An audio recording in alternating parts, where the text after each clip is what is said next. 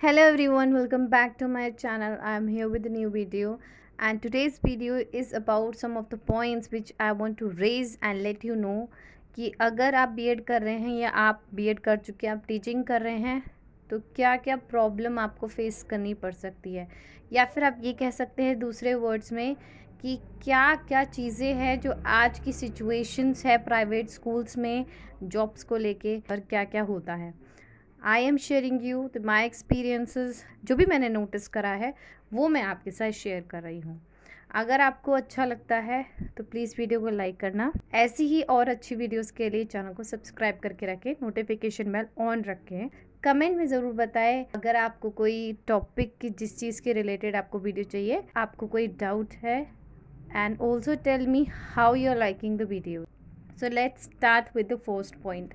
सबसे पहले आप किसी भी प्राइवेट स्कूल में अगर आप जॉब के लिए जाते हैं तो फर्स्ट ऑफ ऑल आप जॉब की अप्लाई करते हैं, उससे लेकर आपका अपॉइंटमेंट होता है। बहुत ज़्यादा सॉफ्ट रहेंगे आपके साथ, बहुत ज़्यादा प्यार से बात करेंगे। लेकिन बाद में अगर आपने वो छोड़ दिया है और या फिर नहीं भी छोड़ा है, इनकेस आपको कोई प्रॉब्लम होती है वहाँ पे, आपको कोई डाउट्स आपको क्लियर करने हैं, आपको कोई प्रॉब्लम हो रही है, आपको कंप्लेन करनी है, तो वहाँ पर आपकी बिल्कुल भी नहीं सुनी जाती। उनको अपने स्कूल की रेपुटेशन और अपना बहुत ज़्यादा फ़िक्र होती है, तो वो बिल्कुल भी थोड़ा सा भी स्ट्रेस नहीं लेना चाहते टीचर्स के रिगार्डिंग। आपको वहाँ पे प्रॉब्लम फेस करनी पड़ेगी, ज़्यादा कोई आपका इशू रिजॉल्व नहीं हो पाता। अगर आप अभी कहते नहीं ऐसा नहीं होता, तो देयर आर सम स्कूल्स जो कि बहुत अच्छे हैं, जिनका मैनेजमेंट अच्छा है, सब कुछ अच्छा है, वहाँ हो जाता है। लेकिन मोस्ट ऑफ द स्कूल्स का सिनेरियो यही है। सेकंड, मैं आपको बताती हूँ कि ज़्यादातर स्कूल्स जो आजकल के प्राइवेट स्कूल्स हैं वो बहुत ज़्यादा पावरफुल हाई लिंक लोगों ने बनाए हैं। मतलब उनके जो ओनर्स हैं वो बहुत ज़्यादा ऐसे लोग हैं जिनके हाई लिंक्स होते हैं, और यहाँ पर जो प्रिंसिपल होती हैं वो भी कुछ उनका कनेक्शंस या सच एंड झूठ में वो सच झूठ नहीं देखते, वो अपनी अपनी पोजीशन को ज़्यादा पहले रखते हैं। तो यहाँ पे भी ये है प्रिंसिपल, यहाँ तक कि आपसे बात भी नहीं करेंगे, वो आपको आपके हेड पे डाल देंगे। थर्ड पॉइंट इज़ कि जब भी आप किसी पोस्ट के लिए अप्लाई करें तो आपकी जो सैलरी फिक्स करी जाएगी, वो सैलरी और जो आपकी सैलरी जो डॉक्यूमेंट्स में उनके रहते हैं कि हम कितनी सैलरी किस टीचर्स को दे रहे हैं, तो उसमें बहुत हाई रहती है, और आपकी जो सैलरी रहेगी वो इन हैंड कम रहेगी, पे इन स्लिप में ज़्यादा रहेगी, बिकॉज वो ज़्यादा दिखाते हैं और पे कम करते हैं। यही सिनेरियो होता है, अगर आपको काम करना पड़ेगा तो यही सब होता है। फोर्थ पॉइंट इज़ कि जब भी आप किसी पोस्ट के लिए अप्लाई करते हैं तो उससे ही हमेशा आपको निजी पोस्ट मिलेगी अगर आप फ्रेशर के तौर पे काम कर रहे हैं। मतलब कि अगर आप 11th-12th के लिए अप्लाई कर रहे हैं तो वो आपको 8th 9th 10th 7th class ऐसे देंगे। अगर आप ऑलरेडी 9th-10th के लिए अप्लाई कर रहे हैं तो वो आपको 4th 5th क्लास ऑफ़र करेंगे। और बहुत से स्कूल्स में जो कि 1st to 8 ही है स्कूल, अगर वहाँ अप्लाई कर देते हैं आप और आप सोचते हैं कि आपको 7th 8th क्लास मिल जाए, तो वहाँ तो आपको 1st 2nd 3rd क्लास भी पढ़ाने को देंगे। सो ऐसा कुछ फ़िक्स नहीं होता है, वो हमेशा ही बहुत ज़्यादा लोअर क्लास देते हैं। और यहाँ पर मैं आपको एक और बता दूँ कि सब्जेक्ट भी फ़िक्स नहीं होते हैं। बहुत से स्कूल्स में आपको ये देखने को मिलेगा कि जो आप सब्जेक्ट जिसके लिए जाते हैं वो आपको सब्जेक्ट ना देकर, मैथ्स ना देकर इंग्लिश पढ़ाने को दे सकते हैं, एसएसटी पढ़ाने को दे सकते हैं, या फिर आपको हिंदी। और बहुत से लो स्कूल्स में जो कि 1st to 5th 1st to 8th class के होंगे, वहाँ पर तो आपको सब सब्जेक्ट्स पढ़ाने पड़ेंगे। So that is the thing. Fifth point is आप यहाँ पर आपको एक्स्ट्रा वर्क बर्डन भी होएगा, आपको एक्स्ट्रा वर्क करना पड़ेगा, बहुत सारी डायरीज बनानी पड़ेगी, बहुत सारा जो एक्स्ट्रा वर्क होता है रिलेटेड टू टीचर के टीचिंग के अलावा वो आपको करना पड़ेगा। बच्चों को संभालना, बच्चों को असेंबली में प्रॉपर ले जाना, वहाँ से लाना, कोऑर्डिनेट करना, उनकी कंप्लेंट्स को सीक करना, और time to time discipline maintain रखना, मैनेजमेंट की तरफ से सब कामों को पूरा रखना, फंक्शंस को coordinate, a lot of thing has to be done. मतलब बर्डन बहुत रहेगा। सिक्स्थ पॉइंट इज़ आपको यहाँ पे एक्स्ट्रा वर्क के लिए जब बुलाते हैं, वो जैसे ऑफ डेज़ है, ऑफ डेज़ में बुलाया जाता है, और ऑफ डे का पेमेंट भी नहीं होता है, तो वहाँ पे आपको अगर छुट्टी है तो भी बुलाया जाएगा और काम कराया जाएगा, कोई पेमेंट नहीं करी जाएगी, बर्डन विल बी देयर।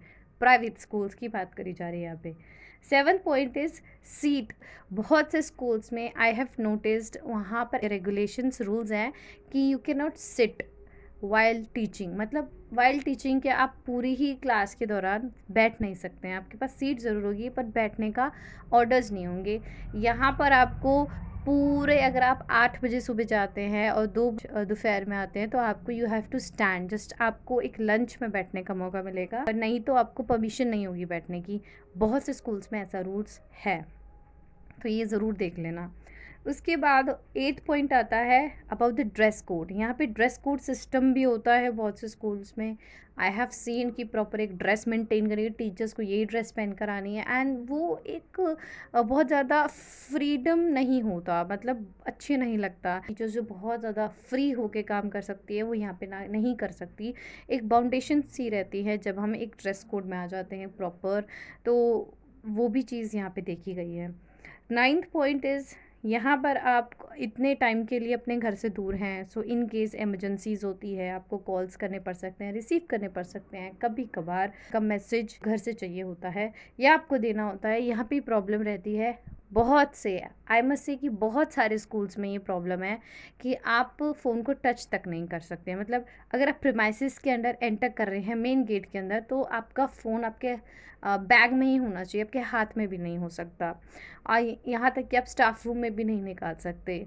आप जब स्कूल को 2 बजे, ढाई बजे के बाद छोड़ेंगे, तभी आप बाहर जाके अपने मोबाइल में मैसेज करेंगे या मैसेज देखेंगे। आप ऑनलाइन भी कुछ इन्फॉर्मेशन भी नहीं ले सकते। 10th पॉइंट इज़, यहाँ पे जो ज़्यादातर प्राइवेट टीचर्स में ये होता है कि जब आप अप्लाई करते हो और आपको रखा जाता है तो प्रोबेशन पीरियड के लिए रखा जाता है। यहाँ पे आपको परमानेंट पोस्ट कभी नहीं मिलेंगी। वो आपको बोलेंगे कि हम 6 महीने की, 1 साल के प्रोबेशन पे आपको रख रहे हैं, आपको उसके बाद परमानेंट कर देंगे, देखेंगे कि हम आप कैसा काम कर रहे हैं उस हिसाब से करेंगे। बट ऐसा कुछ नहीं होता। प्रोबेशन मतलब कि वो आपको 1 साल के उस पर रखेंगे, उसके बाद आपका वो फिर बढ़ा देंगे, फिर बढ़ा देंगे, वो कभी आपको परमानेंट नहीं करेंगे। वही होता है प्राइवेट स्कूल्स में। You are never permanent job security बिल्कुल नहीं है यहाँ पे। ये सोच के बिल्कुल मत जाइएगा कि आप कभी ना कभी परमानेंट हो जाएंगे। वो चीज़ अलग थी, पहले जो हो जाते थे लोग काम कर रहे थे, पर अब ऐसा सिनेरियो कुछ नहीं है। सो इसको मिस इंटरप्रेट मत कीजिएगा। नहीं है मतलब नहीं है, आप बिल्कुल भी परमानेंट किसी भी कीमत पे नहीं हो सकते। और अब तो नई जो स्कीम आई है उसके चलते तो बिल्कुल नहीं हो सकते। मैं उस स्कीम के बारे में बात नेक्स्ट पॉइंट्स में करूंगी। सो नेक्स्ट पॉइंट में उसकी बात ही कर लेते हैं। नेक्स्ट जो पॉइंट है that is the 11th point. ये कहता है कि ग्रेजुएटी में स्कीम आई है, उसमें यही है कि 5 साल पूरे होने के बाद ही प्राइवेट स्कूल में टीचर्स को ग्रेजुएटी मिलनी स्टार्ट हो जाएगी। सो ये मैंने ऑलरेडी बता दिया है कि ये कितना फ़ायदेमंद या कितना नुकसान वाला रहेगा आपके लिए। एक वीडियो मैंने ऑलरेडी बना चुकी हूँ, आप वहाँ जाके देख सकते हैं कि इट्स अ बून और अ कर्स। ऑब्वियसली ये एक प्राइवेट स्कूल टीचर्स के लिए ज़्यादा बून का काम नहीं करेगा, ये कर्स की तरह ही काम करेगा। और कैसे करेगा आप वहाँ जाके देखिए, आपको पता चल जाएगा।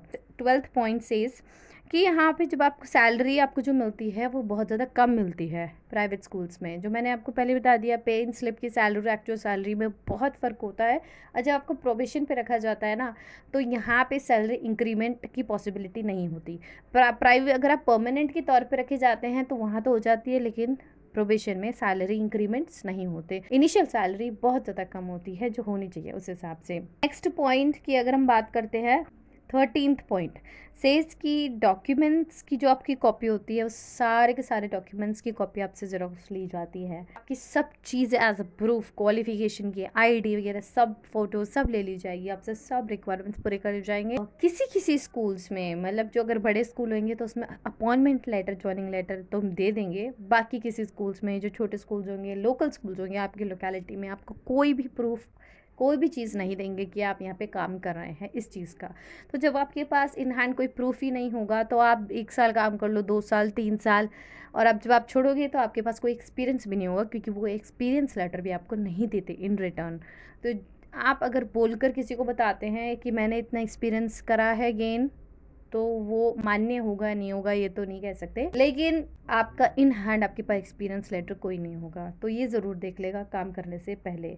14th पॉइंट से जब आप जाते हैं इंटरव्यू के लिए प्राइवेट स्कूल्स में, I have gone through a lot of interviews, तो यहाँ पर I have noticed that irrelevant questions बहुत ज़्यादा होते हैं। बहुत कम स्कूल्स होंगे जो आपसे रेलेवेंट क्वेश्चंस पूछेंगे, स्कूल से रिलेटेड, बच्चों के मैनेजमेंट करने से रिलेटेड, या फिर आपको परखेंगे कम, मतलब आप कैसे हैं, आप संभाल पाएंगे नहीं संभाल पाएंगे, आप एक अच्छे इंसान है या नहीं। बहुत सी सिचुएशंस डाल के, या फिर आपके बारे में, आपकी फैमिली के, आपके वर्किंग स्टाइल, आपके क्वालिफिकेशंस के बारे में जानने की उनमें कोई इंटरेस्ट नहीं होगा। They will be like asking you the very much random questions जो बहुत ज़्यादा इररेलेवेंट है। टीचिंग पोस्ट से, टीचिंग से रिलेटेड, ना आपकी पर्सनालिटी को जज कर पाएंगे वो। ऐसे क्वेश्चंस होंगे। अगर आप जानना चाहते हैं तो I will make a another video for this, because बहुत लंबी वीडियो हो रही है, पॉइंट्स बहुत सारे हैं। नेक्स्ट 15 पॉइंट इज़, यहाँ पर जब भी आप जाते हैं आप हेड के कंट्रोल में रहते हैं। प्राइवेट स्कूल में एक टीचर्स का हेड होता है और आप उसके कंट्रोल में रहते हैं। मतलब कि आपको अगर कोई प्रॉब्लम है, प्रिंसिपल या फिर ओनर किसी के पास नहीं, आपको उस हेड के पास जाना है। अगर वो हेड अच्छा है तो अच्छा है, अगर वो हेड बुरा है तो फिर आपको तो कुछ नहीं कर सकते, आपको झेलना पड़ेगा। और ज़्यादातर मैंने ये देखा है हेड बहुत ज़्यादा बेकार होते हैं, बहुत ही कम केसेस में अच्छे होते हैं। और अगर वो बहुत ज़्यादा कंट्रोलिंग हो जाते हैं, मतलब सारा काम आप पे थोपते हैं और आपसे ही करवाते हैं। 16th पॉइंट सेज, जब आप जाते हैं as a fresher private school में, यहाँ पे प्रॉब्लम रहती है सीनियर टीचर्स जो होती हैं उसकी हेल्प आपको नहीं मिलेगी, बिल्कुल नहीं मिलेगी। आप सोचेंगे तो वो आपसे जब बात करेंगे ना तो they would be like they are friendly with you, लेकिन ऐसा कुछ नहीं होगा। आपसे मैनिपुलेट करेंगे वो बहुत ज़्यादा, आपके बारे में गॉसिप्स करेंगे। बहुत ज़्यादा पॉलिटिक्स होती है प्राइवेट स्कूल के टीचर्स के बीच में, बहुत ज़्यादा पॉलिटिक्स होती है। जब आप स्कूल्स में जाएंगे, जब आप नोटिस करेंगे तो आपको पता चलेगा कि टीचर्स के बीच में कितनी पॉलिटिक्स हो रही है और अंदर ही अंदर कितनी एक दूसरे को लेके जलन है। सो ये चीज़ें आपको देखनी पड़ेगी। तो मतलब you have to keep yourself far away from this, कि आप इन सब झंझटों में ना पड़े। और सीनियर की हेल्प लेना चाहेंगे तो बहुत मक्खन लगाने पड़ेंगे, नहीं तो नहीं लग मिलती उनकी हेल्प। 17th पॉइंट इज, बहुत स्कूल्स में है अगर आप छोड़ रहे हैं, अगर आपको निकालते हैं तो आपको कोई नोटिस नहीं देंगे, क्योंकि बेसिकली आप प्रोबेशन पे रह रहे हैं। प्रोबेशन पे का मतलब यही हो जाएगा, आप परमानेंट नहीं है तो दे वुड बी लाइक आपको कभी भी कह सकते हैं यू डोंट हैव टू कम।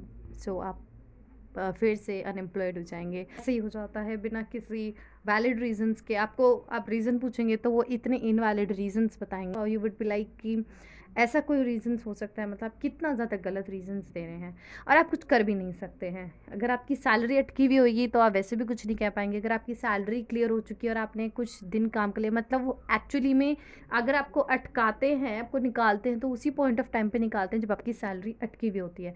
तो या तो वो आपको सैलरी नहीं देंगे, मुश्किल से देंगे, पूरी नहीं देंगे और इनवैलिड रीजंस देंगे, तो आप कुछ बोल भी नहीं पाएंगे क्योंकि आपकी सैलरी अटकी हुई होगी। बहुत से और भी पॉइंट्स होते हैं, बहुत सी और भी चीज़ें होती हैं। सो अभी तक तो जो मैंने नोटिस करा है, have told you about this, कि प्राइवेट स्कूल में वर्किंग कितनी प्रॉब्लमैटिक है और मैनेजमेंट तो बहुत ही बेकार है, कि कुछ नहीं कर सकते। इनका कोई proper regulations, rules, complain, redressal कुछ नहीं है, कोई नहीं सुनता है। ठीक है, so this is what it is. If you want me to make a videos related to any of the points जो आपको समझ नहीं आए या फिर आप एक्स्ट्रा जानना चाहते हैं तो आप ज़रूर कमेंट में बताइएगा। एंड गवर्नमेंट स्कूल्स के बारे में हम ज़रूर बात करने की सोचेंगे, लेकिन पहले प्राइवेट स्कूल्स के, because it is very important to have discussions about this. So there is a one point I want to mention here that ये जो मैंने सारे पॉइंट्स कवर करे हैं बेसिकली ज़्यादातर अप्लाई होती है अर्बन एरियाज़ में, जैसे कि पोस्ट मेजर मेट्रो सिटीज़, जैसे कि दिल्ली, मुंबई मेट्रो सिटीज़ की 20 शहरों की बात कर रही हूँ जो कि बड़े शहर है, मेट्रो सिटीज़ है। क्योंकि यहाँ के छोटे स्कूल्स, लोकल स्कूल्स एंड बड़े स्कूल्स में ये मैनेजमेंट प्रॉब्लम्स रहती हैं, ये सब चीज़ें टीचर्स को फेस करनी पड़ती है। लेकिन अगर आप रूरल में काम कर रहे हैं, जैसे कि विलेज में टीचिंग कर रहे हैं, तो वहाँ पे आपको ये फेस ना करनी पड़े, क्योंकि वहाँ का मैनेजमेंट, वहाँ का वर्किंग ऑफ स्कूल्स बहुत ज़्यादा लीनियंट, बहुत ज़्यादा कूल रहता है टीचर्स के टुवर्ड्स। जो आपने ऑलरेडी देखा होगा, तो यहाँ पे वैकेंसी पे बहुत ईजिली मिल जाती है, जॉब अच्छी मिल जाती है, बच्चों को पढ़ा ईजिली सकते हैं, कोई प्रॉब्लम ज़्यादा नहीं होती है। लेकिन यहाँ पे कॉम्पिटिटिव एनवायरनमेंट शहर में ज़्यादा होता है और ये सब प्रॉब्लम्स बहुत ज़्यादा फेस करनी पड़ती है। तो ये पॉइंट्स वहाँ पर कवर होंगे। अगर आपके साथ एक भी पॉइंट कवर नहीं हो रहा है तो बहुत अच्छी बात है, बहुत अच्छे स्कूल में, बिल्कुल स्कूल चेंज मत कीजिए, वहीं पढ़ाते रहिए। और अगर आपके साथ सारे पॉइंट्स मैच भी नहीं कर रहे हैं, कोई पॉइंट्स मैच कर रहे हैं, ज़रूर नहीं है सारे करें, क्योंकि सबकी सिचुएशंस अलग रहती है। So this I just wanted to tell you. मैं डराना नहीं चाहती थी, कोई स्ट्रेस नहीं लेना है कि क्या होगा, ये सब प्रॉब्लम्स है, ऐसा कुछ नहीं है। मेंटली प्रिपेयर्ड होनी चाहिए। मैं आपको जस्ट एक पिक्चर देना चाहती थी कि अगर आप आगे जाते हैं और आपके साथ भी ये सब प्रॉब्लम होती है तो आप मेंटली प्रिपेयर्ड हैं कि यस, ये सबके साथ होता है, मेरे साथ ही नहीं हो रहा। सो ज़रूर वीडियो को लाइक करना, चैनल को सब्सक्राइब करना। Thank you for watching the video. Bye.